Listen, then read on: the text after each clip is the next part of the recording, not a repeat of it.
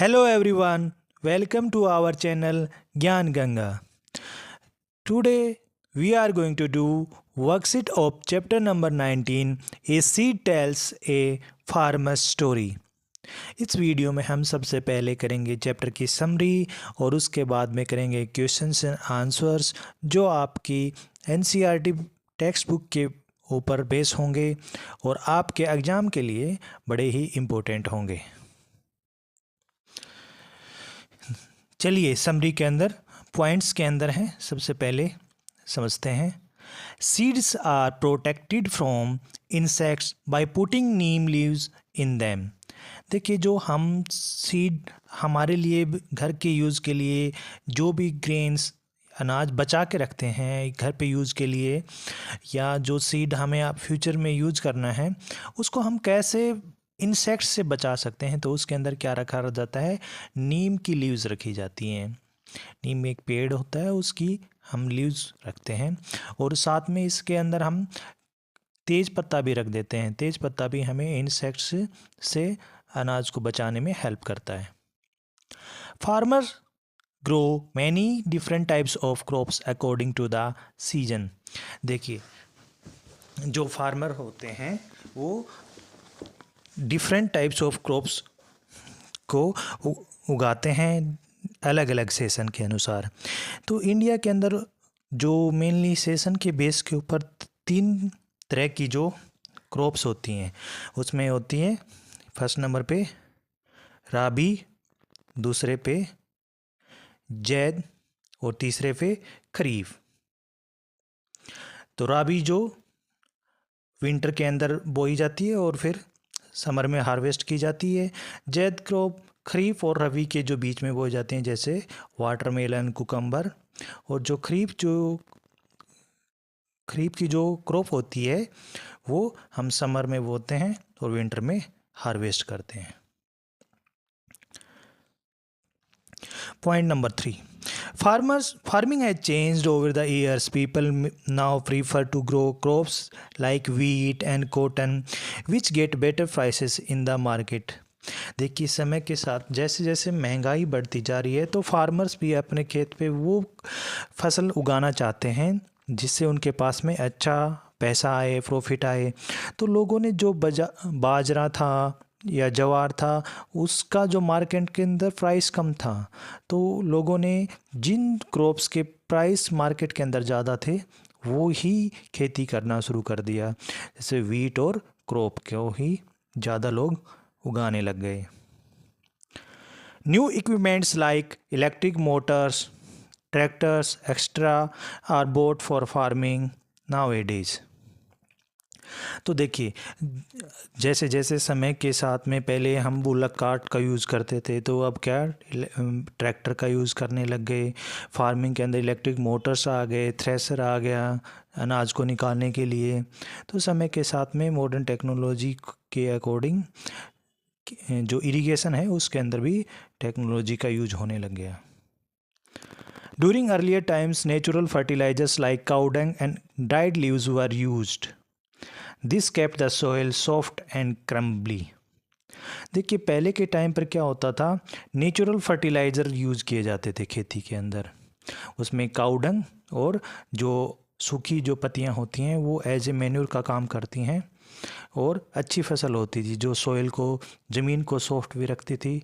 और क्रम्बल मतलब टुकड़े टुकड़े अलग से आपको छोटे छोटे पार्टिकल्स दिखाई देंगे सैंड के। A lot of money is spent on fertilizers, insecticides, etc. This has affected the quality of soil.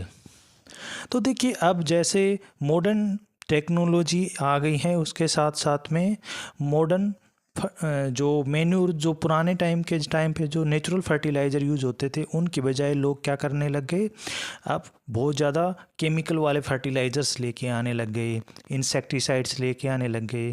क्योंकि ज़्यादा पैदावार के लिए हम हाइब्रिड सीड यूज़ करने लग गए। हाइब्रिड सीड यूज़ करते हैं तो उसको बहुत ज़्यादा पानी की ज़रूरत होती है और इंसेक्ट्स भी आसानी से उसको पकड़ लेते हैं।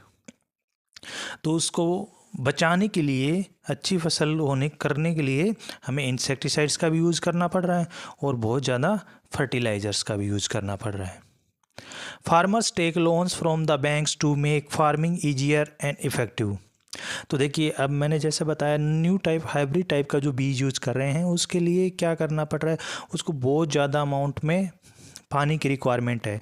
तो वो जो किसान है वो उसको पानी की रिक्वायरमेंट को पूरा करने के लिए अपने खेत में क्या कर ट्यूबवेल बनाता है। ट्यूबवेल पे बहुत ज़्यादा खर्च आता है, ऊपर से बहुत ज़्यादा उसको फर्टिलाइज़र्स लेके आने हैं, इंसेक्टिसाइड्स लेके आने हैं, तो उसके लिए पैसा चाहिएगा। पैसे के लिए वो फिर क्या करता है, बैंक से लोन लेता है, और लोन का समय पर न पेमेंट कर पाने पे उसको उतना प्रॉफिट नहीं होता खेती से, तो वो सुसाइड कमिट करते हैं।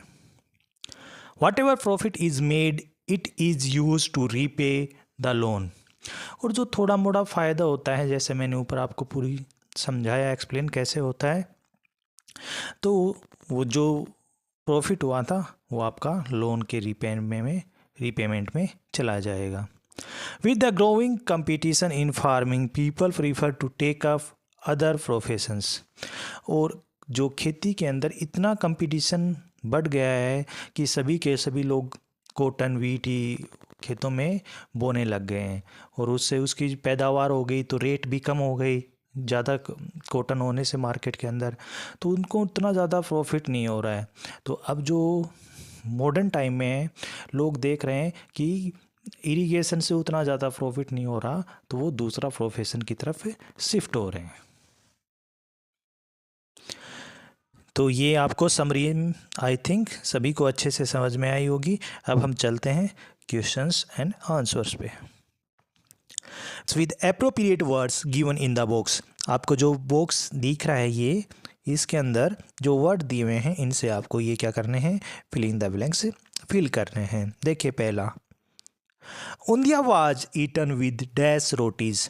जो ऊंधिया एक डिश होती है, उसको किसके साथ खाया, किस रोटी के साथ खाया जाता है, तो बाजरे की रोटी के साथ में खाया जाता है। All the people at they would remember how tasty the food was in the past dash from the field. तो जिन लोगों ने भी खाना पहले के टाइम पे जो खाते थे वो याद करते हैं अभी भी कि पहले के टाइम पे खेतों से जो खाना मिलता था, जो भी चीज़ें मिलती थी खाने के लिए, वो कितनी फ्रेश होती थी। In earlier times cotton was Spain on the. जो पुराने टाइम पे जो कॉटन होती है उसको किसके ऊपर स्पेन किया जाता था, चरखे के ऊपर, जो गांधी जी के पास में आपने रखा देखा होगा ना पिक्चर्स में।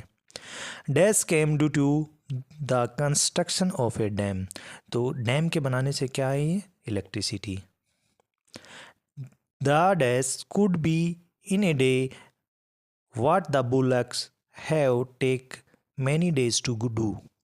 तो देखिए, पहले के टाइम पे जो बुलक से कई दिनों में काम होता था, जो उसको आज कुछ ही टाइम में कर देते हैं, तो वो क्या चीज़ है, tractor. Right T for true and F for false statement. Fertilizers from factories are cheaper than the natural fertilizers of earlier times. तो ये स्टेटमेंट क्या है, ट्रू है या फॉल्स, आपको ये बताना है। तो ये स्टेटमेंट क्या है, फॉल्स। फॉल्स के लिए हम क्या लिख देंगे, F. It is good for the soil to grow the same crop throughout the year. तो स्टेटमेंट ये है, क्या एक ही क्रॉप को पूरी साल भर उगाना, जो डिफरेंट सीजन्स आते हैं हमारे, उसके अकॉर्डिंग एक ही क्रॉप को लगा के रखना, क्या ये सही है सोइल के लिए, तो ये स्टेटमेंट भी क्या है, false. The quality of a crop is better in modern times. तो ये स्टेटमेंट भी क्या है, फॉल्स है, क्योंकि जो पहले के टाइम पे जो क्रॉप की क्वालिटी होती थी वो बहुत अच्छी होती थी। Soil is not the same as it is use to be. तो ये स्टेटमेंट सही है। इसमें कहा गया है कि जो ज़मीन आज वैसी नहीं है जो पहले होती थी, स्टेटमेंट ट्रू है, क्योंकि समय के साथ में लोगों ने एक ही तरह की क्रॉप को बार बार बोना शुरू कर दिया, उससे क्या है, सोइल की फर्टिलिटी कम हो चुकी है। Compost is a natural fertiliser. तो ये स्टेटमेंट भी क्या है, ट्रू है। Answer the following questions in detail. What replaced, question number 1, What replaced the crops like bajra and jowar and why? Question आपके लिए ये है कि किस चीज़ ने जो पहले के टाइम पर फसल होती थी बाजरा और जवार को रिप्लेस कर दिया, और वाई मतलब क्यों कर दिया? वीट एंड कॉटन रिप्लेस, किस क्रॉप ने रिप्लेस कर दिया बाजरा और जवार को? वीट एंड कॉटन ने। The bajra and jowar because these crops got better prices in the market, क्योंकि इन फसलों के मार्केट के अंदर बहुत अच्छे प्राइस मिलते हैं, तो इस कारण उन्होंने रिप्लेस कर दिया। How has farming become easier in modern times?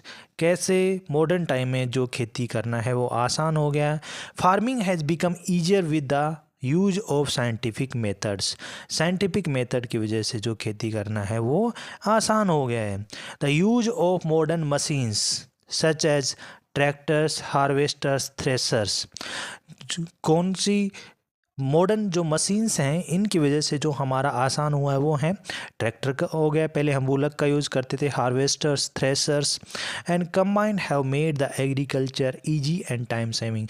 इन सब को ट्रैक्टर, हार्वेस्टर, थ्रेसर, इन सब के यूज़ से हमारा जो खेती करने का तरीका है वो आसान हो गया है और समय की भी बचत होती है।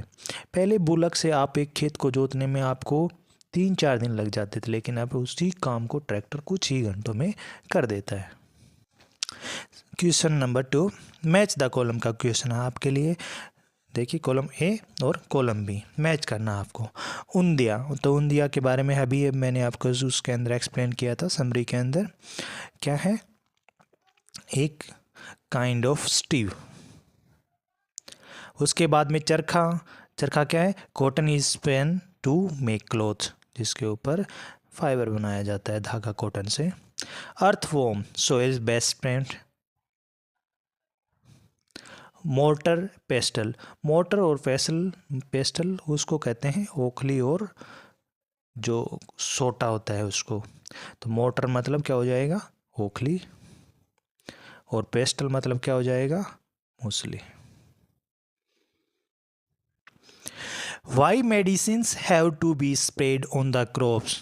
तो जैसे मैंने आपको बताया था बहुत ज़्यादा जो न्यू टाइप की जो क्रॉप्स जो सीड हम यूज़ करते हैं वो इजीली इंसेक्ट्स की तरफ अट्रैक्ट हो जाता है, मतलब इजीली अफेक्ट हो जाता है इंसेक्ट से, तो हम मेडिसिन्स को स्प्रे के रूप में यूज़ करते हैं। Medicines have to be spray to keep the insects away from the crops. तो हम क्यों करते हैं स्प्रे? क्योंकि इंसेक्ट्स को बहुत ज़्यादा हो जाते हैं फसल के अंदर, जो नुकसान पहुंचाते हैं फसल को, और उन्हें मारने के लिए हम क्या यूज़ करते हैं? मेडिसिन्स का यूज़ करते हैं। What do you mean by technology? Technology से आप क्या समझते हैं? Technology means the application of scientific knowledge for practical purpose. हम जो साइंटिफिक नॉलेज का यूज़ करते हैं हमारे प्रैक्टिकल पर्पज़ के लिए, वो क्या कहलाती है? Technology. It means to use machines to do certain jobs. और टेक्नोलॉजी के अंदर हम क्या यूज़ करते हैं? मशीन्स का यूज़ करते हैं। कोई काम करने के लिए हम मशीन्स का यूज़ करते हैं, तो वो क्या कहलाती है? Technology. What would happen if all the farmers were to use only one kind of seed and grow only one kind of crop? क्या होगा अगर सभी किसान एक ही तरह का बीज यूज़ करें और एक ही क्रॉप को उगाएं, खेतों के अंदर लगाएं? If the farmers were to use only one kind of seeds and grow only one kind of crop, there will be following problems. तो कौन कौन सी प्रॉब्लम्स किसानों को सामना करना पड़ेगा, फेस करनी पड़ेंगी? देखिए, there will be no variety of foods. देखिए, हम एक ही तरह के, सभी लोग एक ही तरह के क्रॉप लगाएंगे तो हमारे पास वैरायटी नहीं मिलेगी। ठीक है, जैसे अभी सभी लोग कोई बाजरा लगा रहा है, तो कोई ज्वार लगा रहा है, कोई वीट लगा रहा है, तो कोई राइस लगा रहा है, तो हमारे पास वैरायटी होती हैं। अब मान के चलिए सभी के सभी लोग वीट लगाने लगे या कॉटन लगाने लगे, तो हमें बाजरा, ज्वार, राइस ये कहाँ से मिलेगा? नहीं मिल पाएगा। It will also harm the soil as the soil will lose its fertility. और एक ही क्रॉप को हम बार बार उगाते रहेंगे तो उससे सोइल की क्या है? फर्टिलिटी भी कम हो जाएगी। There will be severe outbreak of disease, और बहुत सारी बीमारियां भी पनप जाएंगी। The attack of insects on the plants will be more, और जो इंसेक्ट्स होंगे उनका जो क्रॉप के ऊपर जो अटैक है वो भी बहुत ज़्यादा बढ़ जाएगा। Profit from agriculture will decrease every year, और जैसे जैसे सॉइल की फर्टिलिटी कम होती जाएगी, खेत के अंदर पैदावार कम होती जाएगी, तो उससे क्या है, किसानों का जो प्रॉफिट है वो हर साल कम होता जाएगा। क्वेश्चन पूछने का समय आ गया है जिसको आपको डू इट योरसेल्फ आपको खुद से करना है और कमेंट बॉक्स में मुझे रिप्लाई करना है। आपके लिए आज का क्वेश्चन है, नेम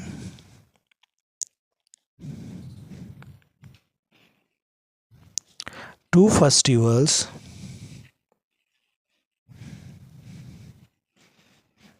रिलेटेड टू फार्मिंग। खेती से रिलेटेड किन्हीं भी 2 फेस्टिवल का नाम आपको कमेंट बॉक्स में टाइप करना है। If you like our video then like and subscribe channel. That's all from my side. Have a good day.